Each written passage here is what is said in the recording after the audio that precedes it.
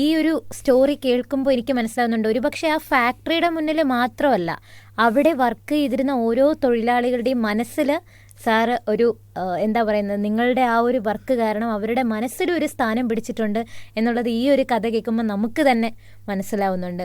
V are really grateful sir ഇത് കേൾക്കുന്നതിൽ. അതാണ് ഒരു.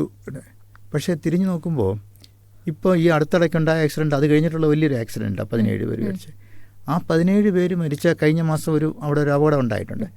പക്ഷെ അതെല്ലാം അൺഓതറൈസ്ഡ് ആണ്. അൺഓതറൈസ്ഡ് ആയിട്ട് അവരെന്ത് ചെയ്യുന്നു? ഞാൻ പറഞ്ഞുവല്ലോ, ഒരു മിക്സിംഗ് ഷെഡിന് 18 മീറ്റർ സേഫ്റ്റി ഡിസ്റ്റൻസ് വേണം. മറ്റേതിന് മാനുഫാക്ചറിങ്ങിനും പ്ലാറ്റ്ഫോമിനും എല്ലാം 12 മീറ്റർ. അപ്പോൾ ഒരു ഫാക്ടറി വേണമെങ്കിൽ 6 ഏക്കർ 7 ഏക്കർ ഭൂമി വേണം. അതെ. അതിനെന്ത് ചെയ്യുമാർ? ഈ അൺഓതറൈസ്ഡ് ആയിട്ടുള്ളവരെ ഒരു വലിയ ഹോൾ എവിടെയെങ്കിലും പോയി എടുക്കും. എന്നിട്ട് ഒരെണ്ണത്തിനകത്ത് മിക്സിങ് ഒരു ചെറിയ പാർട്ടീഷൻ വെച്ച്, അപ്പോൾ അതിനകത്ത് ഒരു അപകടം ഉണ്ടായാൽ അത് കാസ്കേഡിങ് എഫക്റ്റായിട്ട് മൊത്തം മുറികളിലുള്ളവരെയും അഫക്റ്റ് ചെയ്യും. അവർക്ക് രക്ഷപ്പെടാൻ വഴികളില്ല. അവരവിടെ ശ്വാസം മുട്ടിയും പൊള്ളലിട്ടും മരിക്കും. അതാണ് ഈ കഴിഞ്ഞ മാസം ശിവകാശിയിലുണ്ടായ ഒരു ആക്സിഡൻറ്റ്. അതാണ് ഇതിൻ്റെയൊക്കെ ഏറ്റവും വലിയ പ്രോബ്ലംസ്. സാറ് പറഞ്ഞ ഒരു പ്രോബ്ലം നമ്മുടെ കമ്പോസിഷനിലേക്ക് വരുമ്പോൾ, പൊട്ടാസ്യം ക്ലോറേറ്റ് സൾഫർ മിശ്രിതങ്ങളിൽ നമ്മുടെ GSR 64E പ്രകാരം നിരോധിച്ചിട്ടുള്ളതാണ്. സാർ നേരത്തെ നമ്മളോട് പറഞ്ഞിരുന്നു നിരോധിച്ചിട്ടുള്ളതാണ്. പക്ഷേ പല ആക്സിഡൻസിലും പിന്നെയും ഇത് അവർ ഉപയോഗിക്കുന്നുണ്ട്. മനുഷ്യനെ കൊല്ലിയാണെന്ന് അറിഞ്ഞിട്ട് പോലും എന്തുകൊണ്ടാണ് അത് ഉപയോഗിക്കുന്നത്? അതിൻ്റെ കാരണം ഇത് വളരെയധികം സൗണ്ടിന് എഫക്റ്റീവാണ്. വളരെയധികം സൗണ്ട് ഉണ്ടാക്കും ഇത്. പിന്നെ ആ മിന്നൽ, വെളിച്ചത്തിന് ഏറ്റവും അധികം സംഭാവന ചെയ്യുന്നത് ഈ പൊട്ടാഷ്യം ക്ലോറേറ്റാണ്. അതാണ്. അപ്പോൾ ഈ പൊട്ടാഷ്യനെ കാരണം പലർക്കും ഈ ശബ്ദമാണ് ഇഷ്ടം. ഭയങ്കരമായ പൊട്ടലും ഒക്കെയാണ്. അപ്പോൾ അതിനു വേണ്ടിയാണ് ഇത് ചെയ്യുന്നത്. പൊട്ടാഷ്യം ക്ലോറേറ്റ് ഉപയോഗിക്കുകയും അതിലേക്ക് ഈ പൊട്ടാഷ്യം നൈട്രേറ്റിലേക്ക് ഈ ക്ലോറേറ്റോട് ഉപയോഗിച്ചിട്ട് ഇതിന് ശബ്ദം ഉണ്ടാക്കാനും വെളിച്ചം ഉണ്ടാക്കാനും വേണ്ടി അവർ ചേർക്കും. പക്ഷെ അവർ മനസ്സിലാക്കുന്നില്ല അത് വളരെയധികം ഫ്രിക്ഷൻ സെൻസിറ്റീവാണ്. ഒരു ചെറിയ ഉരസൽ വന്നാൽ മതി, അത് വളരെയധികം സ്പീഡിൽ കത്തും. അതിന് വളരെയധികം അപകടങ്ങൾ ഉണ്ടാക്കുന്ന സാധനം. കാരണം ഈ പടക്കം, ക്ലോറേറ്റുള്ള ഒരു പടക്കം താഴെ വീണാൽ ഒരു മെറ്റലുമായിട്ട് സ്പർശിച്ചു കഴിഞ്ഞാൽ പെട്ടെന്ന് തന്നെ തീ പിടിക്കാൻ ചാൻസ് ഉണ്ട്. അങ്ങനെ എല്ലാം കൊണ്ടും ഏറ്റവും അപകടകരമായ ഒരു രാസപദാർത്ഥമാണ് potassium chlorate. So we have to use it very judiciously. ഇതെങ്ങനെ കിട്ടുന്നു എന്നുള്ളതായിരിക്കും നിങ്ങളുടെ ഒരു ചോദ്യം. പൊട്ടാഷ്യം ക്ലോറേറ്റ് ബാൻഡ് ആണെങ്കിലും പൊട്ടാഷ്യം ക്ലോറേറ്റ് ഈ പടക്കത്തിനല്ലാതെ തീപ്പെട്ടിക്ക് ഉപയോഗിക്കാൻ ഗവൺമെൻറ് സമ്മതിച്ചിട്ടുണ്ട്. അപ്പോൾ തീപ്പെട്ടി നിർമ്മാണശാലകളിൽ ഈ ക്ലോറേറ്റ് ഉണ്ട്. പക്ഷേ കേരളത്തിൽ വളരെ കുറവാണ്. പക്ഷേ അവരുടെ ക്ലോറേറ്റ് ലൈസൻസ് അവർ കീപ്പ് ചെയ്യും, പിന്നെ റിന്യൂ ചെയ്ത് വെക്കും. കാരണം ഈ ഫെസ്റ്റിവൽ സമയത്ത് ഈ സാധനം അവർ സെയിൽ ചെയ്യും. മനസ്സിലായത്? പക്ഷേ അവർ കുറച്ച് പടക്കം തീപ്പെട്ടി ഉണ്ടാക്കിയതായിട്ട് കാണിച്ചുകൊണ്ട് പലരും ചെയ്യുന്നവരുണ്ട്. അപ്പോൾ അങ്ങനെയൊക്കെയുള്ള അതല്ലെങ്കിൽ റിസർച്ച് പർപ്പസിനും മാത്രമാണ് ക്ലോറേറ്റ് ഗവൺമെൻറ് അനുവദിച്ചിട്ടുള്ളത്. ഈ മാച്ച് ബോക്സ് ഉണ്ടാക്കുന്നതിലും തീപ്പെട്ടി ഉണ്ടാക്കുന്നതിലും റിസർച്ച് അതും വളരെ കുറവ് ക്വാണ്ടിറ്റിയിലാണ് ഇത് വരുന്നത്. പക്ഷേ അവിടെ നിന്നൊക്കെ ആയിരിക്കാം ഇത് കിട്ടുന്ന, അല്ലെങ്കിൽ വേറെ സ്റ്റേറ്റ്സിൽ നിന്ന് കൊണ്ടുവരും. പക്ഷേ ഇന്നലെ നടന്ന നമ്മുടെ ആക്സിഡൻറ്റിൽ അതിൽ ഏറ്റവും കൂടുതൽ ചാൻസസ് ഉള്ളത് പൊട്ടാഷ്യം ക്ലോറേറ്റാണ്. കാരണം ഇതിൻ്റെ പ്രകമ്പനം 1 കിലോമീറ്റർ 1.5 കിലോമീറ്ററിലുള്ള വീടുകളിലെ ജനലുകൾ തകർന്നുപോയി, വാതിലുകൾക്ക് കേടുപാടുകൾ സംഭവിച്ചതായിട്ട് കാണുന്നു. അപ്പം തീർച്ചയായിട്ടും പൊട്ടാഷ്യം ക്ലോറേറ്റിൻ്റെ അംശം ഇതിനകത്ത് 100% കാണാൻ വളരെയധികം ചാൻസസ് ഉണ്ട്. അതുതന്നെയായിരിക്കും രണ്ടാമത്തെ കാര്യം. ഈ പടക്ക നിർമ്മാണശാലയിലെ ഈ ഓരോ ദിവസവും അവർ കഴിഞ്ഞ കുറേ ദിവസമായിട്ട് പടക്കങ്ങൾ ഉണ്ടാക്കിക്കൊണ്ടിരിക്കുക. അവർക്കവിടെ മാഗസീനൊന്നുമില്ല. അവിടെ ഒരു ചെറിയ ടാർപ്പാളിൽ കെട്ടിയ ഒരു ഷെഡ് ഉണ്ടായിരിക്കും, അതിനകത്തായിരിക്കും അവർ സൂക്ഷിച്ചത്. ഒരു മാഗസീൻ എന്ന് പറഞ്ഞാൽ ദ സ്റ്റോർ ഹൗസ്, അതിനകത്താണ് പടക്കം സൂക്ഷിക്കേണ്ടത്. അതിൻ്റെ വാൾ തെക്നിക്സ്, അതിൻ്റെ ഹൈറ്റ്, അതിൻ്റെ മുകളിൽ ലൈറ്റ്നിങ് കണ്ടക്ടർ, അതിൻ്റെ ഡോറിൻ്റെ സൈസ് എല്ലാം പെസോ എക്സ്പ്ലോസീവ് റൂളിൽ കർശനമായിട്ട് പറഞ്ഞിട്ടുണ്ട്. അതൊന്നും ഇവർ ചെയ്തിട്ടേയില്ല. അപ്പം ഒരു മാഗസിനില്ല ഈ സ്റ്റോർ ഹൗസിൽ വെക്കുക. എന്നാൽ ഇവരെ ഇത് ചെയ്താലും മതിയായിരുന്നു. കാരണം ഈ അന്നുണ്ടാക്കുന്നത് ഈ പാറമേക്കാവിൻ്റെയോ തിരുവമ്പാടിയുടെ മാഗസിൻ അവിടെ ഉണ്ട്, അവിടോട്ട് കൊണ്ടുവച്ചാൽ മതി. അതും കൊണ്ടുവച്ചില്ല. അവർ എന്ത് ചെയ്യുമെന്ന് അറിയാമോ? ഇത് ഒറ്റയടിക്ക് ട്രാൻസ്പോർട്ട് ചെയ്ത് ഉത്സവത്തിൻ്റെ ആ വെടിക്കെട്ടിൻ്റെ തലേ ദിവസം കൊണ്ടുവെക്കും. പറഞ്ഞു മനസ്സിലായേ? അങ്ങനെയാണ് ഈ അപകടം ഇത്രയധികം 17 പേരുടെ മരണത്തിലേക്ക് എത്തിച്ചേർന്നത്.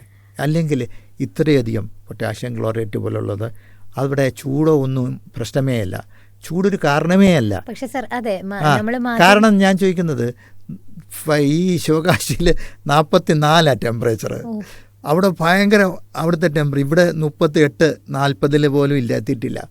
പിന്നെ ഭോപ്പാൽ, ആഗ്ര, അവിടെയൊക്കെ പടക്ക ഫാക്ടറികളുണ്ട്. അവിടെയൊന്നും ഈ ടെമ്പറേച്ചർ ഇതിലും വലിയ ടെമ്പറേച്ചറാണ്. ഇവിടുത്തെ ടെമ്പറേച്ചർ ഒരു കാര്യമേ അല്ല. ടെമ്പറേച്ചർ കൊണ്ടൊന്നും ഈ സാധനങ്ങൾ അതുമല്ല, ഇതെല്ലാം ഗ്രൗണ്ടിലാണ്, ഓപ്പൺ എയർ സ്പേസിലായിരിക്കുന്നത്, കൺഫൈൻഡ് ആയിട്ട് റൂമിൽ പോലും അല്ല. അപ്പോൾ അവിടെ ചൂടാടാൻ അതൊന്നുമല്ല.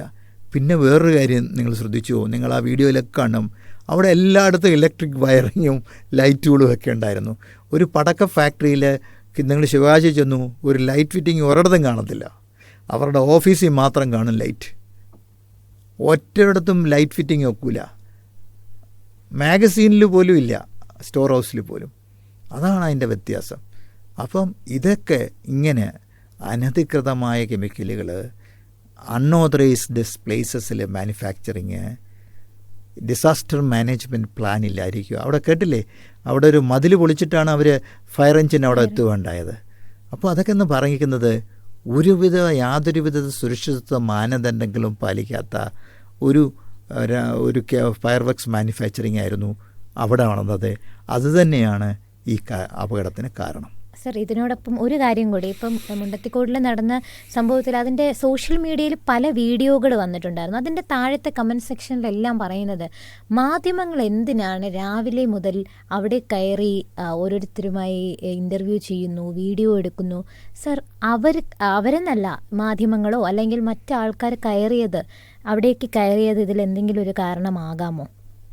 തീർച്ചയായിട്ടും.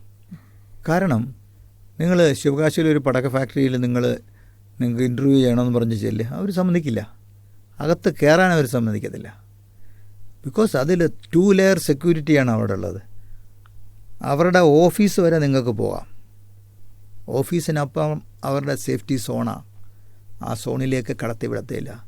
ഇവിടെയോ നിങ്ങൾ പത്രക്കാർ ചെല്ലുന്നു, ക്യാമറ എടുക്കുന്നു, ലൈറ്റ് കൊണ്ടുവന്നു, ചെരുപ്പിട്ടുകൊണ്ട് ആളുകൾ ടാർപോളിലൂടെ നടക്കുന്നു, സംസാരിക്കുന്നു, ചേച്ചി, അമ്മേ എന്നൊക്കെ പറഞ്ഞ് കൈപിടിക്കുന്നു. കാരണം നിങ്ങളുടെ കയ്യിൽ നിന്നോ നിങ്ങളുടെ കാലിൽ നിന്നോ ഒരു ചെറിയ മണൽത്തരി ഈ കെമിക്കൽ കോമ്പസിഷനിലേക്ക് പോയിട്ടുണ്ടെങ്കിൽ, അത് മിക്സ് ചെയ്തിട്ടുണ്ടെങ്കിൽ, അതൊരു വലിയ ദുരന്തപൂർണമായ അപകടത്തിലേക്ക് നയിക്കത്തുള്ളൂ. അതാണ് അവിടെ സംഭവിച്ചത്. അതിന് കാരണമാവാൻ അതും ഒരു പക്ഷേ അങ്ങനെ ഒരു അപകടത്തിന് ചാൻസ് ഉണ്ടായിട്ടുണ്ട് എന്നുള്ളതാണ് എൻ്റെ വിശ്വാസം. അതൊരു ചാൻസാണ്, അതുണ്ടാവാൻ ചാൻസ് ഉണ്ട്. ഇനി താങ്കൾ മുന്നോട്ട് വയ്ക്കുന്ന ഫയർ വർക്ക്സ് പാർക്ക് എന്ന ആശയത്തിലേക്ക് വരാം. ഈ ഫയർ വർക്ക് പാർക്ക് എന്ന് പറയുമ്പോഴത്തേക്കും അവിടുത്തെ വിസ്തൃതി, ആ സ്ഥലം എടുക്കുന്ന സ്ഥലത്തിൻ്റെ വിസ്തൃതി, ഫാക്ടറികളുടെ എണ്ണം, മറ്റ് ലേ ഔട്ടുകൾ, ഇതെല്ലാം നമുക്കൊരു പക്ഷേ മനസ്സിലാക്കാൻ ഇച്ചിരി പാടായിരിക്കും. കുറച്ച് ടെക്നിക്കലായിട്ടുള്ള സാങ്കേതികമായ ടേംസ് ഉള്ളതുകൊണ്ട് തന്നെ. സർ, നമുക്കൊരു മെൻ്റൽ പിക്ചർ കിട്ടാൻ വേണ്ടി എന്താണ് സാറിൻ്റെ ഫയർ വർക്ക്സ് പാർക്ക് എന്നുള്ളതൊന്ന് പറഞ്ഞു തരാമോ? തീർച്ചയായിട്ടും, നല്ലൊരു ക്വസ്റ്റ്യനാണത്. ഫയർ വർക്ക്സ് പാർക്കിൻ്റെ ഞാൻ ഉദ്ദേശിക്കുന്നത് എന്തെന്ന് പറഞ്ഞാൽ, ഈ അസംഘടിതരായിട്ട് കിടക്കുന്ന ഈ ഫയർ വർക്ക്സ് ഫാക്ടറികൾ, ഇവരെയൊക്കെ തന്നെ ഇവരുടെ കറക്റ്റ് ലൊക്കേഷനിൽ നിന്നല്ല ഇപ്പോൾ മാനുഫാക്ചർ ചെയ്തതെന്ന് നമുക്ക് മനസ്സിലായി ഈ ഇപ്പോഴത്തെ ആക്സിഡൻറ്റിൽ തന്നെ. അപ്പോൾ ഇവരൊക്കെ സേഫ്റ്റി ഡിസ്റ്റൻസ് ഇല്ലാത്തത് കൊണ്ടാണ് പെസോയുടെ ലൈസൻസ് എടുക്കാത്തത്. പെസോയുടെ ലൈസൻസ് കേരളത്തിൽ 2 എണ്ണേ ഉള്ളൂ. ബാക്കി എല്ലാ ജില്ലാ മജിസ്ട്രേറ്റ് ലൈസൻസുകളാണ്. 15 കിലോ ലൈസൻസിൽ കൂടുതൽ എടുക്കണമെന്നുണ്ടെങ്കിൽ, ഒരു തവണ മാനുഫാക്ചർ ചെയ്യുന്ന 15 കിലോയിൽ കൂടുതലാണെങ്കിൽ പെസോയിലേക്ക് വരണം. പെസോയിലേക്ക് വന്നാൽ അവർക്ക് കിട്ടില്ല. കാരണം 18 മീറ്റർ സേഫ്റ്റി ഡിസ്റ്റൻസ് മിക്സിംഗ് ഷെഡിനുണ്ടെങ്കിൽ അവർ 17.8 ആയാലും 17.9 ആയാലും കൊടുക്കില്ല. 18-ന് 18 തന്നെ ഉണ്ടാവണം. അതുപോലെ മാനുഫാക്ചറിങ് ഷെഡിന് 12 മീറ്റർ വേണമെങ്കിൽ 12 മീറ്റർ തന്നെ വേണം. അതുപോലെ പാക്കിംഗ് ഷെഡിന് 12 മീറ്റർ ആണെങ്കിൽ 12 മീറ്റർ, പ്ലാറ്റ്ഫോമിന് 12 മീറ്റർ ആണെങ്കിൽ 12 മീറ്റർ, മാഗസീന് 45 മീറ്ററാണ് safety distance. Magazine I said it is the store house, അതിന് 45 മീറ്ററാണ് സേഫ്റ്റി ഡിസ്റ്റൻസ്. അപ്പോൾ ആ 45 മീറ്റർ സേഫ്റ്റി ഡിസ്റ്റൻസ് ഇല്ലാതെ പെസോ കൊടുക്കില്ല. അതുപോലെ ഒരു മിക്സിംഗ് ഷെഡിൻ്റെ സൈസ് എന്ന് പറയുന്നത് 3x3 മീറ്ററാണ്. അതിൻ്റെ ഹൈറ്റ് 2-3 മീറ്റർ കൊടുക്കാം. ആസ്പെക്ടോ ഷീറ്റ് റൂഫിംഗ് ആണ്, MS ട്രസ് കൊണ്ടുള്ള ട്രസ്സസാണ് അതിനകത്ത് വേണ്ടത്. അതിൻ്റെ വാതിലുകൾ വെളിയിലേക്ക് തുറക്കണം, ഡോർ. അതുപോലെ ആ ഇരുന്ന് വർക്ക് ചെയ്യുന്നതും പോളിഷ്ഡ് ആയിരിക്കണം. അതിലൊരു ഗ്രിറ്റോ അതിലൊരു കുഴിയോ ഉണ്ടാവാൻ പാടില്ല. അതിൽ റബ്ബർ മാറ്റ് വിരിച്ചിരിക്കണം. അങ്ങനെയൊക്കെയുള്ള ശക്തമായ നടപടിക്രമങ്ങളിലാണ് ഈ 786 ഫാക്ടറി ശിവകാശി വർക്ക് ചെയ്യുന്നത്. അവിടെയാണ് ഇവിടെ നമ്മളൊരു ടാർപോളിൻ വലിച്ച് പടക്കം ഉണ്ടാക്കുന്നത്. അത് വ്യത്യാസം. അപ്പോൾ എന്താ, ഈ അപകടങ്ങൾ ഉണ്ടാകുന്നു. അങ്ങനെ ഉണ്ടാകുമ്പം ഇത് എൻ്റെ നോട്ടത്തിൽ ഞാൻ ഈ ഓരോ ഫാക്ടറിയും ഇവിടുത്തെ കേരളത്തിലെ ഓരോ ഫാക്ടറി, ചെറുകിട ജില്ലാ മജിസ്ട്രേറ്റിൻ്റെ ലൈസൻസുള്ള പല ഫാക്ടറികളിലും സുരക്ഷിതമല്ല. അപ്പോൾ ഇവയെല്ലാം കൊണ്ട് തന്നെ ഗവൺമെൻറ് ഒരു ഫയർ വർക്ക്സ് പാർക്ക് നിർമ്മിച്ചു കൊടുക്കുകയാണെങ്കിൽ, 60 ഏക്കറിൽ ഒരു ഫയർ വർക്ക്സ് പാർക്ക് ഉണ്ടാക്കുകയാണെങ്കിൽ, ഒരു ജില്ലയിലെ ഒരു 3-4 ഫയർ വർക്ക്സ് പാർക്കിനെ നമ്മൾ എടുത്തിട്ട് ഇവിടെ കൊണ്ടുവന്ന് നിർമ്മിക്കുക. അപ്പം ഒരു ഫാക്ടറിയും അടുത്ത ഫാക്ടറിയും തമ്മിലുള്ള ഡിസ്റ്റൻസ് എന്ന് പറയുന്നത് 45 മീറ്റർ വേണം. അപ്പം ഇതൊരു ഫാക്ടറി ആണെങ്കിൽ ഇതിൽ നിന്ന് 45 മീറ്റർ അകലെയായിരിക്കണം അടുത്ത ഫാക്ടറി. ഈ സൈഡ് നോക്കിയാലും 45 മീറ്റർ, ഈ സൈഡ് നോക്കിയാലും 45 മീറ്റർ, ഇതിവിടെ 45. പിന്നെ ഓരോ റൂമുകൾ മിക്സിംഗ് ഷെഡിന് 18 മീറ്റർ ആണ്. 1-2 മിക്സിംഗ് ഷെഡേ കാണത്തുള്ളൂ ഒരു ഫാക്ടറിയിൽ. ബാക്കിയെല്ലാം മാനുഫാക്ചറിങ്ങും പാക്കിങ്ങും. ഓക്കെ. പിന്നെ പ്ലാറ്റ്ഫോംസ്, ഡ്രൈയിങ് പ്ലാറ്റ്ഫോംസ്. ഇതാണ് ഒരു പടക്ക നിർമ്മാണശാല എന്ന് പറയുന്നത്. അപ്പോൾ ഒരു ഫാക്ടറിക്ക് ഏകദേശം 6 ഏക്കറോളം വേണ്ടി വരും. അടുത്ത ഫാക്ടറിക്ക് ഒരു 60 ഏക്കർ എടുക്കുന്നുണ്ടെങ്കിൽ ഒരു 4 ഫാക്ടറി ഉണ്ടാക്കാം അവിടെയകത്ത്. ബാക്കി സ്ഥലങ്ങൾ അഡ്മിനിസ്ട്രേറ്റീവ് ഓഫീസസ്.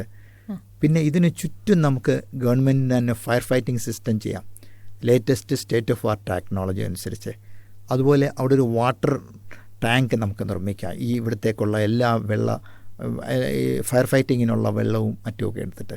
അപ്പോൾ ഓരോ ഫാക്ടറിയും ഗവൺമെൻറ് തന്നെ ഉണ്ടാക്കി കൊടുക്കുകയാണെങ്കിൽ, central and state government combined ആയിട്ട് ഉണ്ടാക്കി കൊടുക്കുകയാണെങ്കിൽ ഈ ഫയർ ഫൈറ്റിംഗ് സിസ്റ്റംസ് എല്ലാം അഡോപ്റ്റ് ചെയ്തിരിക്കുന്നു. അപ്പോൾ എന്തെങ്കിലും ഒരു അപകടം ഉണ്ടായാലും നമുക്ക് കൺട്രോൾ ചെയ്യാം. ഫയർ സർവീസസ് അവിടെ ഉണ്ടായിരിക്കും. ഇപ്പോൾ റിഫൈനറിയിലൊക്കെ 4-5 ഫയർ ടെൻഡേഴ്സ് ഉണ്ട് അവിടെയൊക്കെ. അതുപോലെ ഇവിടെയും ഫയർ ടെൻഡേഴ്സ് ഉണ്ടാവും. ഏത് സൈഡിൽ നിന്നും ആ ഫയർ ടെൻഡറുകൾ അവിടെ എത്തും. അപ്പം തന്നെ തീ അണയ്ക്കാൻ സാധിക്കും. അങ്ങനെ കമ്പൈൻഡ്. അതുമല്ല, ഇപ്പോൾ ഇവിടെ മതിൽ പൊളിച്ച് ഫയർ ടെൻഡർ വരേണ്ട ഗതികേടില്ല. അപ്പോൾ ഇതിനെല്ലാം സേഫ്റ്റി ഡിസ്റ്റൻസ് ഉണ്ടായതുകൊണ്ട്, സേഫ്റ്റി ഡിസ്റ്റൻസ് തന്നെ 17-18 മീറ്റർ ആയതുകൊണ്ട് 7.5 മീറ്ററിൻ്റെ വണ്ടി പോകാനായിട്ട് ഉള്ള സുരക്ഷിതമായും അതെല്ലാം ടാർ ചെയ്തിരിക്കും. അപ്പോൾ ഇതെല്ലാം വളരെ ഉഗ്രനായിട്ട്. അതിൽ ഏറ്റവും ഗുണമെന്ന് പറഞ്ഞാൽ ഈ ഫാക്ടറികളൊക്കെ ജനസാന്ദ്രത ഉള്ള ഏരിയയിൽ നിന്നും മാറുകയാണ്. ഈ പാർക്കിലേക്ക് വന്നു കഴിയുമ്പം ഏറ്റവും സുരക്ഷിതമാകുകയാണ്. ജനസാന്ദ്രതയുള്ള ഏരിയയിൽ നിന്നും മാറി ആ പാർക്കിലേക്ക് നമ്മൾ കൊണ്ടുവരുന്നു. അപ്പം നല്ല റോ മെറ്റീരിയൽ വരുമ്പോൾ ക്വാളിറ്റി കൺട്രോൾ ടെസ്റ്റ് ചെയ്യാം. അത് നല്ല അതായത് അനധികൃതമായിട്ടുള്ള ബാൻഡ് കെമിക്കൽസ് ഒന്നും ഉപയോഗിക്കില്ല. അതോടൊപ്പം തന്നെ എല്ലാവിധ ക്വാളിറ്റി കൺട്രോൾ നടക്കും. അത് ഓരോരുത്തരും ഓരോ ഫാക്ടറി ഏറ്റെടുത്ത് നടക്കും. അത് ഗവൺമെൻറ്റിന് ഒരു പേയ്മെൻറ്റ് കൊടുക്കുക അതിന് rent, that they can produce the fire works of their own. അപ്പോൾ കേരളത്തിൻ്റെതായ തനിമയുള്ള പടക്കങ്ങൾ, കേരളത്തിലെ പല പടക്കങ്ങളും വേറൊരു കമ്പനിയും ഉണ്ടാക്കില്ല. കേരളത്തിൻ്റെതായ തനിമയുള്ള പടക്കങ്ങൾ, അമിട്ടുകൾ, ഇവയൊക്കെ ഉണ്ടാക്കുക. ഓഫ് സീസണിൽ അത് മാനുഫാക്ചർ ചെയ്ത് അവർക്ക് മറ്റ് സംസ്ഥാനങ്ങളിലേക്ക് അയക്കാം. അവരുടെ ട്രേഡ് നെയിം ഉപയോഗിക്കാം. അതോടൊപ്പം തന്നെ അവർക്ക് ഈ ഗ്ലോബൽ മാർക്കറ്റിലേക്ക് പോവാം. കുറേ പേർക്ക് തൊഴിൽ കൊടുക്കാം. സുരക്ഷിതമാക്കാം. എല്ലാത്തിനും എല്ലാത്തിനും ഏറ്റവും നല്ല കാര്യം. കാരണം യൂണിഫോം ഉണ്ടാവും, ജോലിക്കാർക്ക് എല്ലാവിധ ഗാഡ്ജറ്റും ഇല്ലാതെ നടക്കത്തില്ല. കാരണം ഇതെല്ലാം Kerala state industrial development corporation നേതൃത്വത്തിലോ അല്ലെങ്കിൽ ഗവൺമെൻറ്റിൻ്റെ ഒരു പുതിയ ബോഡിയുടെ നേതൃത്വത്തിലായിരിക്കും ഇതിൻ്റെ പ്രവർത്തനം മുന്നോട്ട് കൊണ്ടുപോവുക. അപ്പോൾ ഏറ്റവും സുരക്ഷിതമായിട്ട് ഏറ്റവും നല്ല രീതിയിൽ ഇത് പടക്ക നിർമ്മാണം ഇപ്പോൾ കേരളത്തിൽ തിരുവനന്തപുരത്തും എറണാകുളത്ത് വേണമെന്നില്ല, തൃശ്ശൂരോ, തിരുവനന്തപുരത്ത്, തൃശ്ശൂർ, പാലക്കാട് ജില്ലയിലോ ഒരു ഫയർ വർക്ക്സ് പാർക്ക്, കോഴിക്കോട്ടെ, പിന്നെ കാസർഗോഡ്, കണ്ണൂരൊക്കെ ഇഷ്ടംപോലെ സ്ഥലം കിടപ്പുണ്ട്. അപ്പോൾ അവിടെ എവിടെയെങ്കിലും ഈ ഫയർ വർക്ക്സ് പാർക്ക് ഉണ്ടാക്കി അവിടത്തേക്ക് ഇതിനെയെല്ലാം അങ്ങോട്ട് കൊണ്ടുപോകാൻ സാധിക്കും. അതാണ് ഇതിൻ്റെ ഗുണം ഉണ്ടാവുക. അങ്ങനെ ചെയ്തു കഴിഞ്ഞാൽ സുരക്ഷിതമായ കേരളത്തിൻ്റെ തനതായ പടക്ക ശേഖരങ്ങൾ ഉണ്ടാക്കുകയും അവ സുരക്ഷിതമായിട്ട് അതുപോലെ തന്നെ ഇത്രയധികം 1,00,000 പരം ആൾക്കാർക്ക് ജോലി കൊടുക്കാൻ സാധിക്കും. നേരിട്ടോ നേരിട്ടില്ലാതെയോ അതിൻ്റെ ട്രാൻസ്പോർട്ടേഷൻ, അതിൻ്റെ അഡ്മിനിസ്ട്രേറ്റീവ് സർവീസസ് പല മേഖലകളിൽ അവർക്ക് ജോലി കൊടുക്കാൻ സാധിക്കും. അതുമല്ല, ഈ പ്രൗഡറായിരിക്കും അവിടുത്തെ ഓണേഴ്സ്. അങ്ങനെ ഉണ്ടാവുകയാണെങ്കിൽ ഈ ഓരോ ഓണറും ആരെയും പേടിക്കേണ്ട കാര്യമില്ല, ധൈര്യത്തോടു കൂടി ജോലി ചെയ്യാം. കാരണം ഓരോ റൂമും വളരെ ഇതെല്ലായിരിക്കും കൺസ്ട്രക്ട് ചെയ്യുന്നത്. ഗവൺമെൻറ്റിൻ്റെ റൂൾ അനുസരിച്ചിട്ട് അത്രയും വാൾ തിക്നെസ്സും അത്രയും പ്ലാറ്റ്ഫോമുകളും അതുപോലെ തന്നെ പോളിഷ്ഡ് ആയിട്ടുള്ള റബ്ബർ മാറ്റുകളും ഒക്കെ ഇട്ട് ഏറ്റവും സുരക്ഷിതമായിട്ട് നമുക്ക് കിടക്കാം.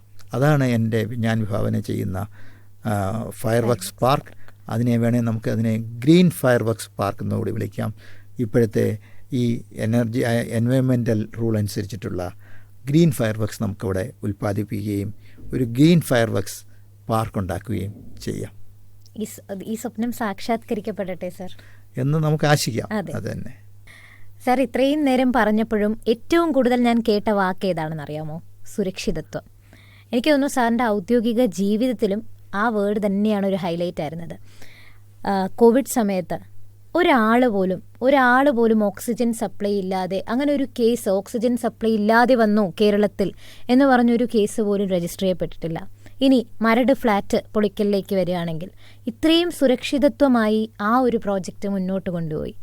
പിന്നെ ദാ ശിവകാശിയായി, അതിനുശേഷം പുതുങ്ങൽ, ഓരോ കാര്യങ്ങളും സാറ് ചെയ്ത ഓരോ വർക്കിലും സാറ് എപ്പോഴും കൊടുത്ത ഒരു പ്രാധാന്യം കൊടുത്തത് ഈ പറഞ്ഞ സുരക്ഷിതത്വമാണ്.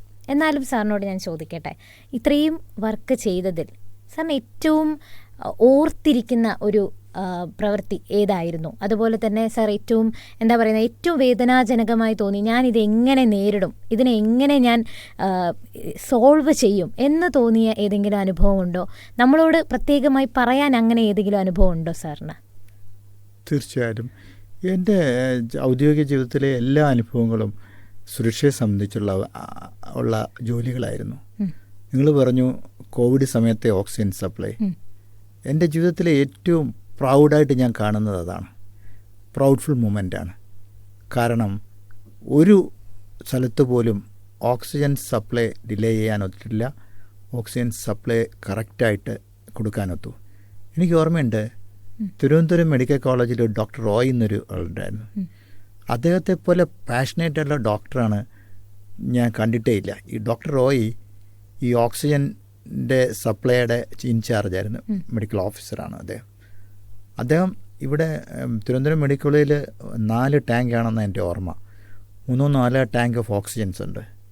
അതിൽ ഒരു ടാങ്കിൽ പകുതിയായി കഴിഞ്ഞാൽ ഈ മനുഷ്യൻ രാത്രി 11 മണിയായാലും 12 മണിയായാലും വിളിക്കും, സാർ ഇതിൻ്റെ ലെവല്, ആ കോവിഡ് ടൈമിലാണിത്, ലെവൽ ഇത്രയായിട്ടുണ്ട്, നാളെ രാവിലെ എനിക്കൊരു 18 മെട്രിക് ടൺ കിട്ടണം. കാരണം ആ ഡെഡിക്കേഷൻ ഞാൻ പലരും കണ്ടിട്ടില്ല. അതുപോലെ നമ്മളിത് എല്ലാം കോർഡിനേറ്റ് ചെയ്യുകയാണ്, കേരളം മുഴുവൻ എല്ലാ ഹോസ്പിറ്റലിൻ്റെയും മെഡിക്കൽ സപ്ലൈ അത് ഓരോരുത്തരായിട്ട് കോർഡിനേറ്റ് ചെയ്ത് കൊണ്ടുപോകുന്ന ഒരു കൺട്രോൾ റൂം തന്നെയായിരുന്നു നമ്മളുണ്ടായിരുന്നത്. ഞാനും മെഡിക്കൽ സർവീസസിൻ്റെ അവരും എല്ലാവരും, പെസോയും ഇവരെല്ലാവരും സംയുക്ത, peso is the nodal officer government of India ഇവിടെ ഓക്സിജൻ സപ്ലൈ. അപ്പം നമുക്ക് നമ്മളെന്നും മീറ്റിങ്സ് ഡൽഹിയുമായിട്ട്, മറ്റുള്ള പടക്കമല്ല ഓക്സിജൻ ഫില്ലിംഗ് പ്ലാന്റുമായിട്ട്, ഓക്സിജൻ്റെ ബൾക്ക് സപ്ലയറുമായിട്ട്. അപ്പോൾ എവിടെയും ഒരു ഓക്സിജൻ്റെ ക്ഷാമം ഉണ്ടാവരുത് എന്ന് വിചാരിച്ച് നമ്മൾ പലയിടത്തും നമ്മളത് ചെയ്യുകയുണ്ടായി. പക്ഷേ ഒരു അനുഭവം എനിക്കുണ്ടായിട്ടുണ്ട്. അതെന്ന് പറഞ്ഞാൽ ഒരു ദിവസം രാത്രി 10:30 മണിയോട് എനിക്കൊരു കോൾ വരുന്നു. ഒരു വിജയരാഘവൻ എന്നൊരു ബേബിച്ചേട്ടൻ്റെയാണ്. അദ്ദേഹം എന്നെ വിളിക്കുന്നു. അദ്ദേഹം ആലുവയിൽ കുറേ സേവനങ്ങളൊക്കെ സാമൂഹ്യ സേവനം നടത്തുന്ന ആളാണ് ശ്രീ ബേബിച്ചേട്ടൻ. അദ്ദേഹത്തെ എനിക്ക് പല വർഷമായിട്ട് അറിയാം. അദ്ദേഹം രാത്രി വിളിച്ചിട്ട് പറയുകയാണ്, സാറേ എനിക്കൊരു ഹെൽപ്പ് വേണം. ഞാൻ ചോദിച്ചു എന്തു പറ്റി? ഇവിടെ കോവിഡ് സമയമാണ്, ഞാൻ വളരെ ബിസിയാണ്. അല്ല സാറേ, അതുതന്നെയാണ് എൻ്റെ ആവശ്യം. എൻ്റെ ഒരു സുഹൃത്തിൻ്റെ ബ്രദറ് കാനറ ബാങ്കിലോ മറ്റോ വർക്ക് ചെയ്ത് സീനിയർ മാനേജറാണ്. അദ്ദേഹം കോയമ്പത്തൂർ അടുത്തൊരു ഹോസ്പിറ്റലിൽ കിടക്കുകയാണ്. അവിടെ ഓക്സിജൻ സപ്ലൈക്ക് സിലിണ്ടറില്ല. എന്നെങ്കിലും ഒന്ന് അറേഞ്ച് ചെയ്യാൻ ഒക്കുമോ? ഞാൻ പറഞ്ഞു, ഞാൻ കേരളത്തിൻ്റെ ചാർജല്ലേ സുഹൃത്തെ, ഞാൻ എന്താ ചെയ്യുക, ഏതായാലും ഞാനൊന്ന് നോക്കട്ടെ എന്ന് പറഞ്ഞ് ഞാൻ തമിഴ്നാട് വർക്ക് ചെയ്യുമ്പോൾ ഞാൻ കൊടുത്തൊരു ലൈസൻസ് ഉണ്ടായിരുന്നു അവിടെ. ഞാൻ അദ്ദേഹത്തെ വിളിക്കുന്നു. ഞാൻ അദ്ദേഹത്തിൻ്റെ ആദ്യത്തെ ഫാക്ടറി, അദ്ദേഹത്തിന് 7 ഫാക്ടറി ഉണ്ട് അവർക്ക്. അപ്പോൾ ആദ്യത്തെ ഫാക്ടറി ലൈസൻസ് കൊടുക്കുന്ന ഞാൻ അദ്ദേഹത്തെ വിളിച്ചിട്ട് ചോദിച്ചു, ഒരു കാര്യം ചെയ്യുമോ, നമുക്ക് ഇതൊന്ന് 2 സിലിണ്ടർ അവിടെ എത്തിക്കാനൊക്കെ. അതും രാത്രി 11:30 ഞാൻ വിളിക്കുന്നത്, 10-11 അപ്പോൾ ഒറ്റ ബില്ലിലെടുത്തു ഫോൺ. കാരണം അയാളുടെ എൻ്റെ നമ്പർ സൂക്ഷിച്ചിട്ടുണ്ടായിരുന്നു. അപ്പോൾ എടുത്തിട്ട് സാർ എന്താണെന്ന് അയാൾ തമിഴിൽ ചോദിക്കുന്നുണ്ട്. ഞാൻ പറഞ്ഞു, ഒന്നുമില്ല, എനിക്കൊരു ചെറിയ ഹെൽപ്പ് വേണം, ഇതാണ് കാര്യമെന്ന് പറഞ്ഞു. അപ്പോൾ അദ്ദേഹം പറഞ്ഞു, തീർച്ചയായിട്ടും സാർ ഞാൻ നോക്കട്ടെ, പ്ലാനിലുണ്ടെന്നാണ് തോന്നുന്നത്, ഞാൻ ഇന്ന് തന്നെ എത്തിക്കാം. Within 1 hour I got the call that it has been delivered അവിടെ. ഓക്കെ, അതൊക്കെ നമുക്ക് ചെയ്യാൻ സാധിച്ചു എന്നുള്ളതാണ്. അത് നമ്മുടെ ഔട്ട് ഓഫ് ദി ജൂറിസ്ഡിക്ഷനായിട്ട് കൂടി നമുക്കത് തമിഴ്നാട്ടിലെ ഒരു ഹോസ്പിറ്റലിൽ ആ 2 സിലിണ്ടർ എത്തിക്കുകയും. പക്ഷേ അതിലൊരു വേറൊരു അനുഭവം ഉണ്ടായി. അത് കഴിഞ്ഞ് ഇയാൾ ഹോസ്പിറ്റലിൽ നിന്ന് തിരികെ വന്ന് അതിൻ്റെ കോംപ്ലിക്കേഷൻസ് വന്ന് അദ്ദേഹം മരിച്ചു പോവുകയുണ്ടായി, ഈ രോഗി. പക്ഷേ എങ്കിൽ പോലും നമുക്ക് തിരിഞ്ഞു നോക്കുമ്പോൾ അതൊക്കെയായിരുന്നു ഏറ്റവും ചാരിതാർത്ഥ്യം തോന്നിയ നിമിഷങ്ങൾ. പിന്നെ ഏറ്റവും വിഷമം തോന്നിയ നിമിഷങ്ങളുണ്ട്. അത് മരട് ഡിമോളിഷനായിരുന്നു. മരടിൻ്റെ 5 ഫ്ലാറ്റുകളുടെ ഡിമോളിഷൻ്റെ എക്സ്പ്ലോസീവ്സ് ഡിപ്പാർട്ട്മെൻറ്റിൻ്റെ നോഡൽ ഓഫീസർ ഞാനായിരുന്നു. അതൊരു വലിയ ചലഞ്ചിങ് ആയിരുന്നു. അത് ഏറ്റവും കൂടുതൽ ചലഞ്ചസോടുകൂടി ചെയ്തൊരു കാര്യമാണ് അത്. കാരണം അത് 16 നില ബിൽഡിങ്ങുകൾ, 16-22 നില ബിൽഡിങ്ങുകൾ. ആ ബിൽഡിങ്ങുകളിലേക്ക് ഓരോ ദിവസവും കയറുക എന്ന് പറയുന്നത് തന്നെ വളരെ ബുദ്ധിമുട്ടുള്ള കാര്യമാണ്. ലിഫ്റ്റുകളെല്ലാം റിമൂവ് ചെയ്തു, കറണ്ടില്ല. അവിടുത്തെ ഓരോ ദിവസവും നമ്മൾ മുകളിൽ ചെന്ന് നമ്മൾ ഓരോ പരിശോധനകൾ നടത്തി, നമ്മളതിൻ്റെ ഈ കോൺട്രാക്ടേഴ്സുമായിട്ട് സംസാരിച്ച് അതിൻ്റെ ഓരോ എക്സ്പ്ലോസീവ്സിൻ്റെ ഉപയോഗം എങ്ങനെയായിരിക്കുന്നു പരിശോധിച്ച്, അതിലെ ഓരോ ഹോൾസ് ഡ്രില്ല് ചെയ്യുന്നതും അത് എങ്ങനെ അതിലേക്ക് മരുന്നുകൾ നിറയ്ക്കുന്നതും എല്ലാം പരിശോധനയാണ്. അത് ഓരോ ദിവസവും ചലഞ്ചിങ് ആയിരുന്നു. ഓരോ ദിവസവും അത് വളരെയധികം ചലഞ്ചസ് ഞങ്ങൾ നേരിട്ട ഒരു വർക്കാണ് മരട് പൊളിക്കുക. കാരണം ഇന്ത്യയിൽ ആദ്യമായിട്ടാണ് ഒരു ഫ്ലാറ്റുകൾ പൊതിക്കുന്നത്, ആദ്യത്തെ അതാണ്. അപ്പം ആ ഫ്ലാറ്റ് സമുച്ചയങ്ങൾ പൊതിച്ചെടുക്കുമ്പം ഒരു ദിവസം കാണാം IOCയിലെ ജനറൽ മാനേജർമാരെല്ലാവരും കൂടെ ഓഫീസിലേക്ക് വരുന്നു. എന്താ ചോദിച്ചോ, പറഞ്ഞു, സാർ ഒരു ഫ്ലാറ്റ് പൊളിക്കുന്നതിൻ്റെ ഈ 8 മീറ്ററിൽ ഞങ്ങളുടെ അണ്ടർഗ്രൗണ്ട് പൈപ്പ് ലൈൻ പോകുന്നുണ്ട്. ഡീസലും മണ്ണെണ്ണയും പെട്രോളും പോകുന്ന അവരുടെ പൈപ്പ് ലൈൻ പോകുന്നു. എന്താണ് ചെയ്യേണ്ടത്, ഞങ്ങൾ എന്ത് ചെയ്യും സാറെന്ന് ചോദിച്ചു. അപ്പോൾ അതിന് നമ്മളൊരു സൊല്യൂഷൻ ഉണ്ടാക്കുന്നു. അതിനെ മൺചാക്കുകൾ നിറച്ച് അതിനെ സെഗ്രിഗേറ്റ് ചെയ്യുന്നു. അതിനടുത്തൊരു ബ്രിഡ്ജ് പോകുന്നുണ്ട്. ആ ബ്രിഡ്ജിനെക്കുറിച്ച് സേഫ്റ്റി നമുക്ക് അനലൈസ് ചെയ്യണം. അപ്പോൾ അതിനൊക്കെ നമ്മൾ കാൽക്കുലേഷൻസ് ചെയ്യേണ്ടി വരുന്നു. എക്സ്പ്ലോസീവ്സ് എത്ര ഉപയോഗിക്കണം, എത്ര ഉപയോഗിക്കേണ്ട. ഒരു ഫ്ലാറ്റ്, ഞാൻ അതിൻ്റെ പേര് പറയുന്നില്ല, ആ ഫ്ലാറ്റിൽ 12 mm ഉപയോഗിക്കേണ്ട കമ്പിക്ക് വരെ ഉപയോഗിക്കുന്ന 7 mm ആണ്. അപ്പോൾ അത് അത്ര എക്സ്പ്ലോസീവ്സ് നമുക്ക് വേണ്ട. പക്ഷേ അതിനടുത്തൊരു കുഴപ്പമുണ്ട്. അടുത്തൊരു അംഗൻവാടി ഉണ്ടായിരുന്നു. ആ അംഗൻവാടിക്ക് സുരക്ഷിതത്വം വേണമെന്ന് അവിടുത്തെ ടീച്ചർമാർ ഒരു ദിവസം ഓഫീസിൽ നിന്നിരിക്കുന്നു. അവർ പറഞ്ഞു, ഞങ്ങളുടെ വളരെ കഷ്ടപ്പെട്ടുള്ള അംഗൻവാടി ഞങ്ങൾക്ക് രക്ഷിച്ചു തരണം. അപ്പോൾ പിന്നെ അതിൻ്റെ കാൽക്കുലേഷനിലേക്ക് പോകുന്നു. അതുകൊണ്ടിടയ്ക്ക് എക്സ്പ്ലോസീവ്സിൻ്റെ ഒരു സാധനം, ഒരു ഡിലേ ഡെറ്റനേറ്റർ കിട്ടാതാകുന്നു. അപ്പോൾ നാഗ്പൂരിലൊരു കമ്പനിയുമായിട്ട് വിളിച്ച് കർശനമായിട്ട് അവരെ കൊണ്ട് ഉണ്ടാക്കിക്കണം, അത് കൊണ്ടുവരണം. അതുപോലെ തന്നെ അതിന് സഹകരിച്ച ഒത്തിരി പേരുണ്ട്. രാജൻ പിള്ള എന്ന് പറഞ്ഞൊരു എക്സ്പ്ലോസീവ് ഡീലർ ഉണ്ടായിരുന്നു. അങ്ങനെ പലരും, അവരെല്ലാവരും പല ആളുകൾ അതിൽ സഹകരിക്കുകയുണ്ടായി. എക്സ്പ്ലോസീവ്സ് കൊണ്ടുവരാനായാലും അവർ അതിൻ്റെ പ്രവർത്തനത്തിനായാലും ഒക്കെ ഏറ്റവും ഒരു എബി മാത്യു എന്നൊരു എക്സ്പ്ലോസീവ് ഡീലർ ഉണ്ടായിരുന്നു. അവരൊക്കെ ആ സംയോജിതമായിട്ട് അവർ ഹെൽപ്പ് ചെയ്യുകയുണ്ടായി ആ ടീമിനെ. അതുകൊണ്ട് പിന്നെ ഒരു കാര്യം നിങ്ങൾ മനസ്സിലാക്കൂ, ആ എക്സ്പ്ലോഷൻ നടന്നത് അതിലെ ഒരു കല്ല് പോലും ആരുടെയെങ്കിലും മേത്ത് ധരിച്ചിരുന്നെങ്കിൽ ഞാൻ ഇന്ന് നിങ്ങളോട് സംസാരിക്കാൻ കാണില്ലായിരുന്നു. കാരണം ആ എക്സ്പ്ലോസീവ്സിൻ്റെ എന്തെങ്കിലും പാളിച്ചകൾ പറ്റിയിരുന്നുവെങ്കിൽ അതിന് എക്സ്പ്ലോസീവ്സിന് ഉത്തരവാദിത്വം മുഴുവൻ പെസോ ഓഫീസർ എന്നല്ല ഞങ്ങൾ ഓഫീസേഴ്സിനായിരുന്നു. വളരെ ചലഞ്ചിങ് ആയ ഒരു ജോലിയായിരുന്നു. അതിലുപരിയായിട്ട് ഒരു ഫ്ലാറ്റ് പൊളിച്ചുകൊണ്ടിരിക്കുമ്പോൾ അതിൻ്റെ 10 മീറ്ററിലൊരു വീടുണ്ടായിരുന്നു. ആ വീട്ടിലെ അമ്മ എന്നും എന്നെ കാണാനായിട്ട് അവിടെ വരുമായിരുന്നു. ആ അമ്മ തൊഴുകയോട് പറയുമായിരുന്നു, എൻ്റെ വീടിനൊന്നും വരാൻ സാറേ, ഞങ്ങൾക്ക് താമസിക്കാൻ ഒരേ ഒരു സ്ഥലമേ ഉള്ളൂ, ഒന്നും വരരുതേ എന്ന് പറയും. ആദ്യ ദിവസങ്ങളിലൊന്നും ഞാൻ മിണ്ടാതെ പോകുമായിരുന്നു. ലാസ്റ്റ് ദിവസം ഞാൻ ചെന്നിട്ട് ആ അമ്മയെ കെട്ടിപ്പിടിച്ചുകൊണ്ട് ഞാൻ പറഞ്ഞു, ഒന്നും സംഭവിക്കില്ല, നിങ്ങളുടെ വീട് ഞങ്ങൾ ഇതുപോലെ തിരിച്ചു തരും. അങ്ങനെയുള്ള അനുഭവങ്ങൾ സത്യത്തിൽ ഏറ്റവും ചലഞ്ചിങ് ആയിട്ടുള്ള ജോബെന്ന് പറഞ്ഞാൽ ഇതായിരുന്നു, ഈ മരട് ഫ്ലാറ്റ് പൊളിക്കൽ. അതിലോരോ നിമിഷവും ഇതായിരുന്നു. ആ വീട്ടിലെ ഒരു പയ്യനുണ്ടായിരുന്നു, എല്ലാ ദിവസവും എന്നെ കാണാൻ വരും. എല്ലാ ദിവസവും കണ്ടിട്ട് എന്നോട് ചോദിക്കും, സാറേ എൻ്റെ വീട് ഒന്നും പറ്റരുത്. ഞാൻ ആദ്യ ദിവസങ്ങൾ നമ്മളൊന്നും മിണ്ടില്ല. അവസാനം നമ്മൾ കോൺഫിഡൻ്റായി ഐ വിൽ ഡു ഇറ്റ് എന്നുള്ളത്. ആ കോൺട്രാക്ടേഴ്സൊക്കെ അത്രമാത്രം സപ്പോർട്ടായിരുന്നു നമുക്ക് തന്നത്. എന്നിട്ട് അത് പൊളിച്ചു കഴിഞ്ഞപ്പോൾ സുരക്ഷിതമായി. പക്ഷേ അതിലെ ഒരു കല്ല് തെറിക്കുകയോ ആ വീട് തകരുകയോ ചെയ്തിരുന്നെങ്കിൽ പലവർക്കും ഞാൻ ആൻസർ പറയേണ്ടി വരും. അതിലെ ക്രെഡിറ്റ് എല്ലാവരും ചേർന്നെടുക്കാം. പക്ഷേ ഒരു പാളിച്ച പറ്റിയിരുന്നുവെങ്കിൽ അത് എക്സ്പ്ലോസീവ്സിൻ്റെ റെഗുലേഷൻ ചെയ്യുന്ന പെസോയ്ക്ക് മാത്രമായിരുന്നു വന്നെ. തീർച്ചയായിട്ടും അത് പെസോ ഓഫ് ദി ദിവസം ഉത്തരവാദിത്വം ഏറ്റെടുക്കേണ്ടി വരും. കാരണം അതിൻ്റെ നോഡൽ ഓഫീസർ എന്നുള്ള നിലയിൽ നമ്മളുടെ ഉത്തരവാദിത്വം വലുതായിരുന്നു. അതുകൊണ്ടാണ് ആ 2 മാസം ഓരോ ദിവസവും ഞാനും ഓഫീസേഴ്സും ഈ നിലകളെല്ലാം കയറി ഇറങ്ങി ഈ ഹോളിൽ ഓരോന്ന് ഡ്രില്ല് ചെയ്യുന്നതും പൊസിഷൻസ് മനസ്സിലാക്കി അതിൻ്റെ സുരക്ഷാ നടപടിക്രമങ്ങൾ, അതിൻ്റെ കല്ലുകൾ തെറിക്കാതിരിക്കാൻ നെറ്റുകൾ കൊടുക്കുക, അതിൻ്റെ ഓരോ സേഫ്റ്റി കാര്യങ്ങളും തെളിച്ചതും തികച്ചും ഞങ്ങൾ വിചാരിച്ചതുപോലെ തന്നെ തികച്ചും ഞങ്ങൾ വിചാരിച്ച ഫുട് പ്രിൻറ്റിൽ തന്നെ ആ ബിൽഡിങ് വീഴുകയും ചെയ്തു.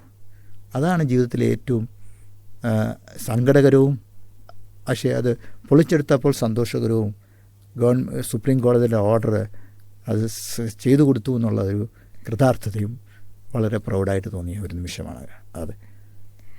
പിന്നെ ഈ അപകടങ്ങളെല്ലാം ദുഃഖങ്ങളാണ്. അതിൽ നിന്നും പാഠങ്ങൾ ഉൾക്കൊണ്ടുകൊണ്ട് ഈ അമ്പല കമ്മിറ്റികളും പള്ളി കമ്മിറ്റികളും മുന്നോട്ട് വന്ന് ഒന്നുകിൽ ഇത് നിർത്തുക, അല്ലെങ്കിൽ ഇത് സുരക്ഷിതമായിട്ട് ഇതുപോലുള്ള സ്ഥലങ്ങളിലേക്ക് ഫയർവർക്സ് പാർക്കോ അങ്ങനെയൊക്കെയുള്ളത് മാറ്റി ഏറ്റവും സുരക്ഷിതമായിട്ട് ഈ വെടിക്കെട്ട് അല്ലെങ്കിൽ പടക്കങ്ങൾ ഉണ്ടാക്കുന്ന നിർമ്മാണശാലകൾ മുന്നോട്ട് പോകാതെ ഇതൊന്നും തന്നെ സുരക്ഷിതമായി തീരില്ല. അതാണ് എനിക്ക് പറയാനുള്ളത്. സർ, ഈ മരട് ഡിമോളിഷനിലേക്ക് വരുമ്പോൾ ആ ഫ്ലാറ്റുകളിൽ താമസിച്ചിരുന്നവർ, അവിടുത്തെ റെസിഡൻസ് ആയിട്ടുള്ളവർ ഈ ഇറങ്ങിപ്പോകുന്ന സമയത്തായിക്കോട്ടെ അല്ലെങ്കിൽ ആ ഒരു ഡിമോളിഷൻ നടക്കുന്ന ആ ഒരു സമയത്താവട്ടെ സാറിനെ വന്ന് എന്തായാലും കണ്ടിട്ടുണ്ടാവില്ലേ?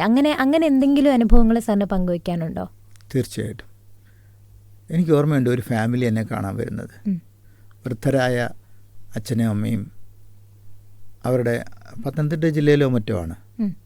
അവരുടെ മുഴുവൻ സ്ഥലങ്ങളും വിറ്റിട്ടാണ് അച്ഛൻ്റെയും അമ്മയുടെയും ചികിത്സയ്ക്കായിട്ട് അവരിവിടെ ഒരു ഫ്ലാറ്റ് വാങ്ങുന്നത്. ആ ഫ്ലാറ്റാണ് അവർക്ക് ഒഴിയേണ്ടി വരുന്നത്. കാരണം അവർക്ക് കിട്ടുന്ന പൈസ വളരെ കുറവാണ്. ആ കുറവിൽ തിരികെ ഗവൺമെൻറ് കൊടുക്കുന്ന പൈസ അത്രയും, അതൊക്കെയാണ് നമ്മൾ ഓർക്കേണ്ടത് ഏറ്റവും. പക്ഷേ നമുക്കൊന്നും ചെയ്യാനൊക്കത്തില്ല. സുപ്രീം കോടതിയുടെ ഓർഡറാണ്. ഗവൺമെൻറ് ഉദ്യോഗസ്ഥൻ എന്ന നിലയിൽ എൻ്റെ ജോലി അത് സുപ്രീം കോടതിയുടെ ഓർഡർ അനുസരിക്കുക എന്നുള്ളതാണ്. ഒരു നോഡൽ ഓഫീസർ ഓഫ് എക്സ്പ്ലോസീവ്സ് എന്നുള്ള രീതിയിൽ ആ എക്സ്പ്ലോസീവ് ഡിമോളിഷന് അതിൻ്റെ സുരക്ഷാ ക്രമീകരണങ്ങൾ അത് പാലിക്കാനുള്ള ചുമതല എനിക്കുണ്ട്. അത് പാലിക്കുക എന്നുള്ളത് എൻ്റെ ചുമതലയായതിനാൽ അവരെ സങ്കടത്തോടുകൂടി പറഞ്ഞ് അയക്കേണ്ടി വരും. നോക്കട്ടെ എന്നല്ലാതെ നമുക്ക് പറയാനൊക്കത്തില്ല. ഒക്കില്ല എന്ന് പറഞ്ഞ് പോകുന്നതിനേക്കാളും നോക്കട്ടെ എന്ന് പറഞ്ഞിട്ട് പോടുമ്പോൾ അവർക്കൊരു ചെറിയൊരു ആശ്വാസം അവരുടെ കണ്ണുകളിൽ കാണാം, ശ്രമിക്കാം എന്നുള്ളത്. പക്ഷെ നമുക്കറിയാം നമുക്ക് ചെയ്യാൻ ഒക്കില്ല എന്നുള്ളവർ. എന്നിട്ട് അവർ സങ്കടത്തോട് പോകുന്ന നിമിഷങ്ങൾ നമുക്കുണ്ടായിട്ടുണ്ട്. അതുപോലെ തന്നെ ചുറ്റുവട്ടമുള്ള കുടുംബങ്ങൾ എനിക്കെതിരെ 169 വക്കീൽ നോട്ടീസാണ് എൻ്റെ ഓഫീസിൽ കിട്ടിയത്. 169 ഓഫീസ് കിട്ടുമ്പോഴും എൻ്റെ PA ലേഡി വന്നിട്ട് കരഞ്ഞുകൊണ്ട് കാണിച്ചു, സാർ അടുത്ത നോട്ടീസും വന്നിട്ടുണ്ട്.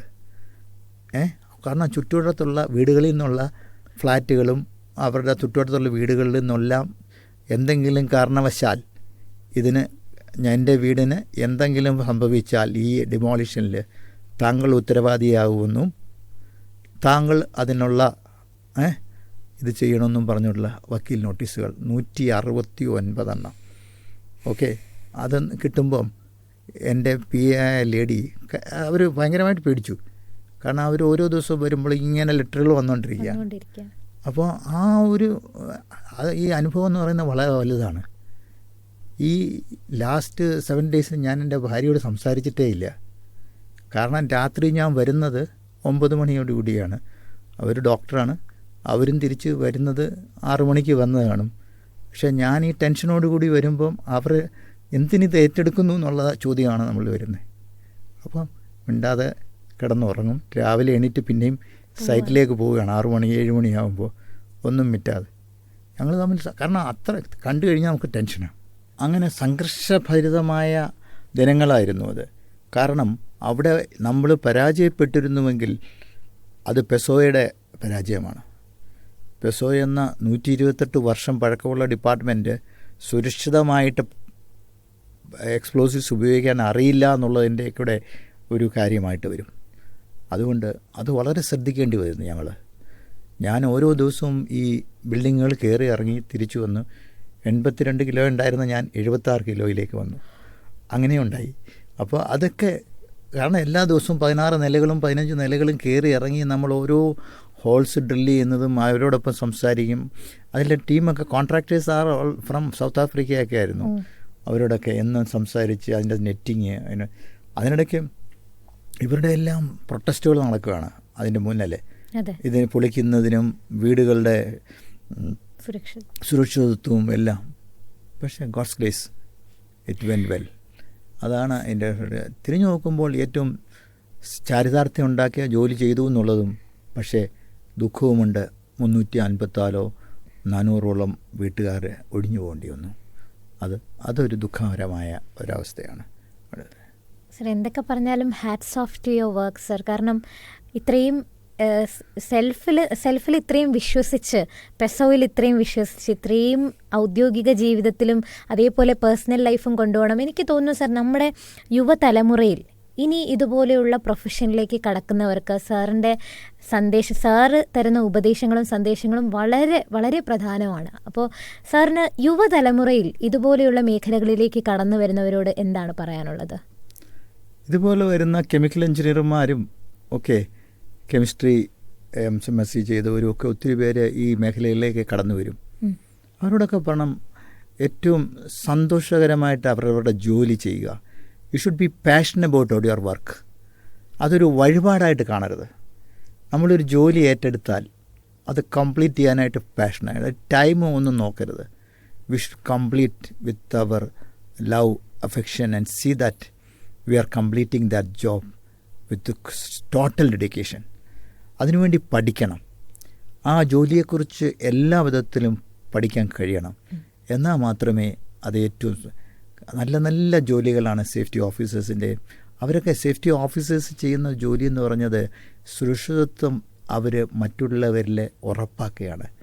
അന്ന് രാത്രി ആ ഫാക്ടറിയിലെ ജോലിക്കാരൻ തിരിച്ച് അവൻ്റെ വീട്ടിലേക്ക് പോയി അവൻ്റെ അമ്മയും ഭാര്യയും കുട്ടികളെയും സന്തോഷത്തോടെ കാണുക എന്നുള്ളതാണ് ഏറ്റവും കൃതാർത്ഥരായ ജോലി. അതൊരു താങ്ക്സ് കിട്ടുന്ന ജോബിയല്ല ഈ സേഫ്റ്റി ഓഫീസേഴ്സ് ജോബി. അതുപോലെയാണ് ഈ റെഗുലേറ്ററുടെ, പോലീസുകാരൻ്റെയും ഞങ്ങളെപ്പോലുള്ള പെസോയിലെ കൺട്രോളർ ഓഫ് എക്സ്പ്ലോസീവ്സിൻ്റെയും ജോലി താങ്ക്ലെസ് ജോബാണ്.